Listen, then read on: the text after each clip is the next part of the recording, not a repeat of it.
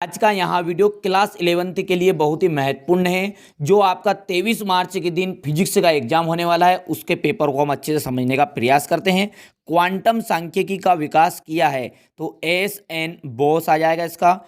पत्थर को ऊपर उठाने पर गुरुत्वीय बल द्वारा किया गया कार्य ऋणात्मक है। ठीक है, इसके बाद है घूर्णन गतिज ऊर्जा का विमीय सूत्र है, तो इसका बन जाएगा आपका तीसरा राइट ऑप्शन है एम एल स्क्वायर टी रिंदो।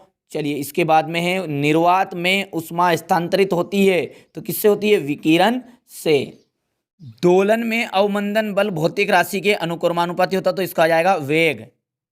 शक्ति का एसआई मात्रक, तो शक्ति का एसआई मात्रक होता है वाट।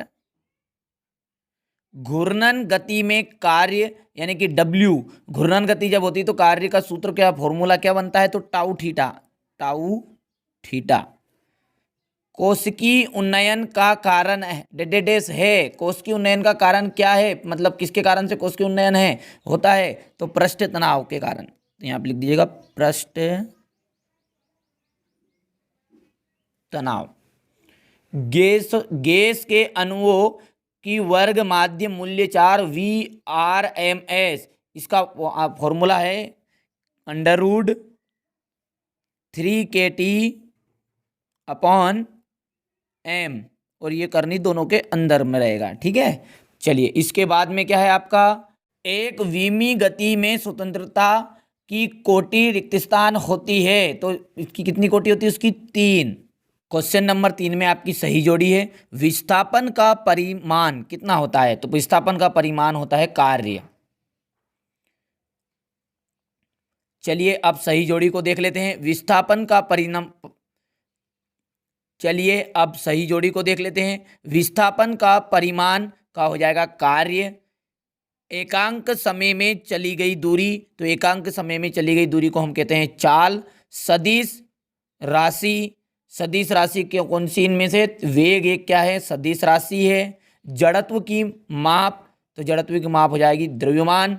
और बल का आवेग अर्थात होता है संवेग में परिवर्तन। सिंपल सा है। देखिए, विस्थापन का परिमाण क्या हो गया? कार्य। एकांक समय में चली गई दूरी चाल। सदिश राशि वेग। जड़त्व की माप द्रव्यमान। बल का आवेग संवेग में परिवर्तन। अब देख लेते हैं एक वाक्य में उत्तर। प्लांक नियतांक का विमीय सूत्र क्या है? देखिए, प्लांक नियतांक का विमीय सूत्र होता है, यहाँ पर आंसर भी दिया है, mL²T−1। ठीक है, स्प्रिंग के बल नियतांक का सूत्र एवं एसआई मात्रक लिखिए। तो देखिए, इसका सूत्र हो जाएगा K=F/x और न्यूटन और मीटर इनवर्स। ठीक है, चलिए इसके बाद में तीसरा है आपका घूर्णन गति के लिए गति का तृतीय समीकरण लिखिए। तो यहाँ तृतीय समीकरण, यहाँ से आंसर देखिएगा। चलिए अगला है घूर्णन गति के लिए गति का तृतीय समीकरण देना है, तो ω²ω²0 + 2α θ।